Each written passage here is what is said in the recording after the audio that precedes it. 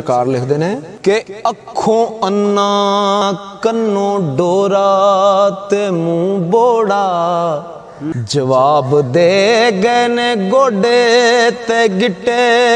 ਤੈਨੂੰ 12 ਗਜ਼ ਲੱਠਾ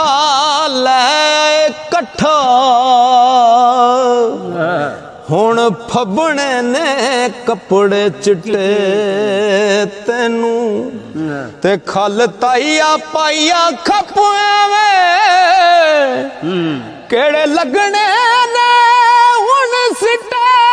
ਤੈਨੂੰ ਨਕਮਾ ਹੋ ਕੇ ਮੋਏ ਕਸੂਰ ਮਦਾ